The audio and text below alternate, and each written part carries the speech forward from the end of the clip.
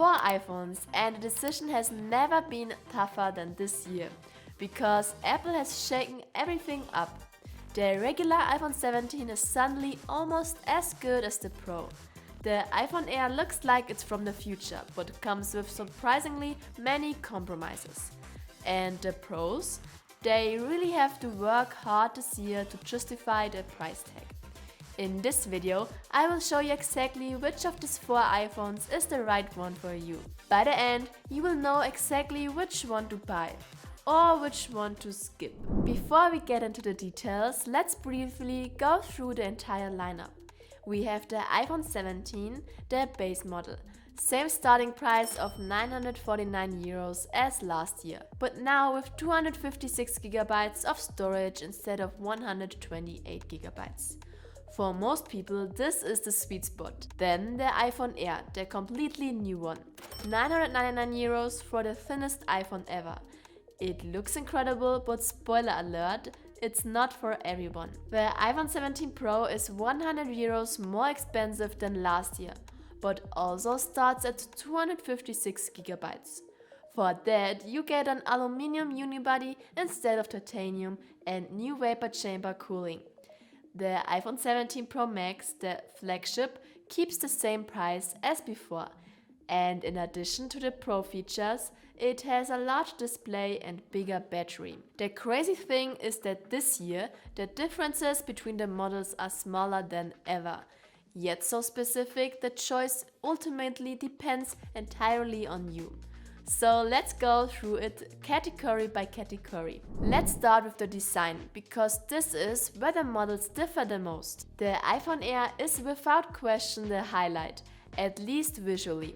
It's incredibly thin, feels amazing in the hand, and if you walk into an Apple store and pick it up, you will understand why Apple is so proud of it. But, and this is important, as soon as you slap a case on it, the wow factor is gone. And let's be honest, most of us use a case. By the way, the Air is only 12 grams lighter than the regular iPhone 17. Hardly anyone noticed that in everyday use. However, in terms of size, the Air sits right between the Pro Max and the regular iPhone 17. Which for me is the perfect size. The iPhone 17 looks design-wise just like the iPhone 16. It fits well in the hand and is compact. If the Pro with its huge camera bump sometimes feels like too much, then the 17 is refreshingly normal. The Pros use aluminum instead of titanium this year. Sounds like a downgrade at first, right? But it isn't. Aluminium dissipates heat much better, so the Pros don't get as hot as they used to. Plus, the new chassis allowed Apple to make room for bigger batteries. The Pro Max is for anyone who likes big phones. The weight is only 5 grams more than its predecessor, the thickness only a half of a millimeter more. Barely noticeable, but you get a significantly larger battery in return. So what's my verdict on design? The Air is style above all else, but only really impressive without a case. The iPhone 17 is compact and practical. The Pro has better heat dissipation thanks to aluminum, and the Pro Max is for those who want a bigger phone. Apple really cleaned up the display category this year, because all 4 now feature 120Hz ProMotion with a variable refresh rate from 1 to 120Hz. That means all 4 have an always-on display. All 4 have 3000 nits peak brightness, and all 4 have the new anti-reflective coating with ceramic shield too. That was the biggest criticism of the regular iPhone for years. 60Hz, while the competition had 120Hz. That is history. I compared all 4 displays side by side and couldn't tell a difference. What personally made me happiest is that the display no longer dims so quickly when you're outside. That was super annoying on all the iPhones and is now fixed on all 4 models. There is no winner when it comes to the display, all 4 are identical. The display is no longer a reason to buy or not buy a specific model. By the way, if you like this wallpaper, you can buy my custom-made Look at Glass inspired wallpaper, which comes in various colors, in my new shop, and support me and my channel in the process. Okay, now it gets exciting with the cameras. This is where the models really differ. All 4 iPhones have the new 18 megapixel front camera with a square sensor. You can now take selfies in portrait or landscape without turning the phone. The sensor switches automatically depending on how many people are in the frame. That's brilliant and works equally well on all 4. Now for the back, and here it gets complicated. The iPhone Air, despite Apple's marketing of a dual camera, really only has a single camera system. It's the same 48 megapixel sensor we have known for 3 years. No ultra-wide, no cinematic mode, no spatial video and no macro photography. The iPhone 17 also has a 48 megapixel main camera, but here's an important detail. The sensors are not identical. The Pro has a larger sensor with an f1.78 aperture. The regular 17 has a smaller sensor but a faster f1.6 aperture. What does that mean in practice? At dusk or night, the Pro has a slight advantage in light capture due to the larger sensor.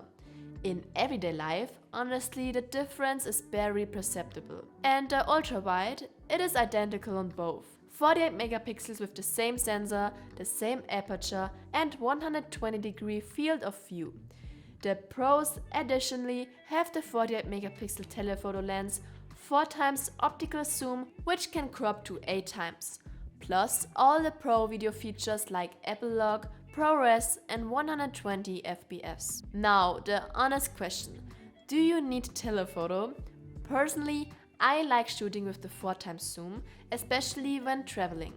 But let's be real, most people use the main camera 90% of the time.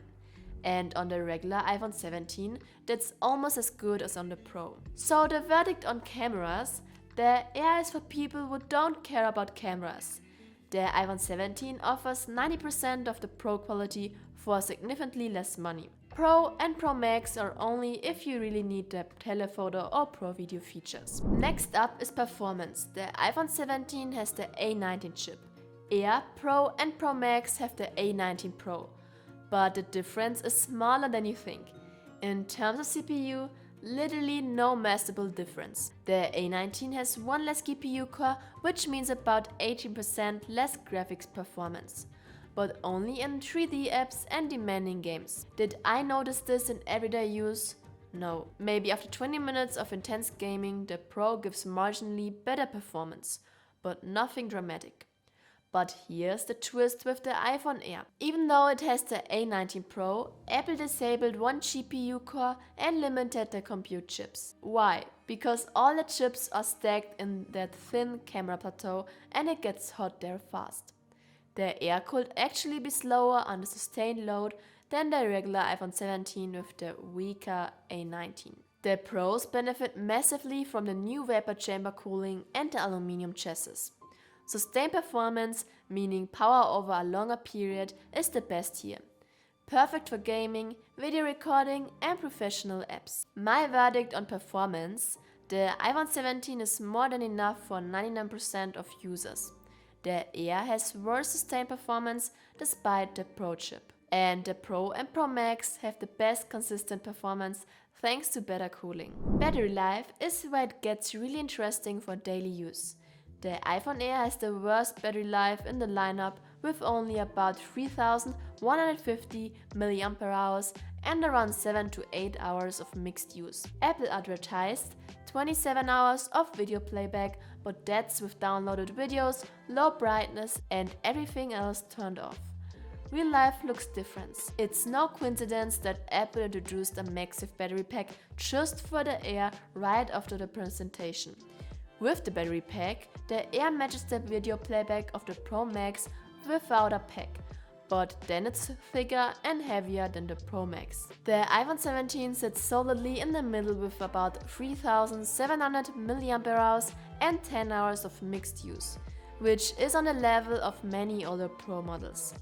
For most people, that easily lasts a day. The Pro has about 4500 mAh and 12 hours. The Pro Max is the absolute battery king with over 5000 mAh and over 14 hours of use. If you are a power user who is constantly on the phone, this is your smartphone. The iPhone 17 and the Pros now all charge at 40 watts. meaning you're at 50% in 20 minutes. The Air charges slower, another compromise. The regular 17 and the Air still have USB 2.0, a 24-year-old technology. The Pros come with USB 3.2, which is 20 times faster. Irrelevant for most, but if you regularly transfer large files, that can be the deciding factor. Let's get concrete. I will tell you the price for each model and who it really makes sense for. Let's start with the iPhone Air. It costs 999 euros and is for anyone who values design and style above all else. If you mainly use your phone for social media and light tasks, don't care about battery life and don't take ultra-wide photos anyway, then the Air might be for you. But, and this is important, you are paying 100 euros more than for the regular 17 and getting fewer features. Less camera, less battery, slower charging. The only real advantage is the thin design, and that disappears as soon as you put a case on it. Honestly, the Air is for a small minority. You are paying for style here, not specs. The iPhone 17 starts at 899 euros, and for me that is the iPhone for the vast majority. You get the complete package. 120Hz display with always on, the 48 megapixel main camera with ultra wide, the A90 chip, and now even 256 GB of storage. That's the same price as the predecessor, but with double the storage. If you want an iPhone that simply does everything, value for money is important to you, and you want to keep your phone for the next 3 to 5 years, then this is your device. For the first time, the base model doesn't feel like a compromise. Apple really did everything right here. The iPhone 17 Pro costs 1,199 euros, so 300 euros more than the regular 17. And now for the honest question, who is this charge worth it for? The Pro is for you if you really need a telephoto lens, for example for travel, portraits or events. If you shoot videos professionally and use Apple logo ProRes. If you are a power user and need sustained performance. Or if you regularly transfer large files via USB-C. The Pro is now truly made for pros. If you don't actively use any of these features, save the 300 euros and get the regular 17. You won't notice a difference in everyday life. And then we have the iPhone 17 Pro Max for 1,449 euros. This is for everyone who loves big smartphones and prioritizes battery life above all else. You get all the Pro features plus the biggest battery in the entire iPhone lineup. If money is no object and you want the absolute maximum, then this is your phone. It's the best iPhone Apple has ever built, but only if you actually use everything it offers. Let me know in the comments which iPhone are you getting and which model are you upgrading from. I'm curious, and if this video helped you, feel free to leave a like, and if you don't want to miss any of my videos, don't forget to subscribe. And I will see you in the next time. Bye!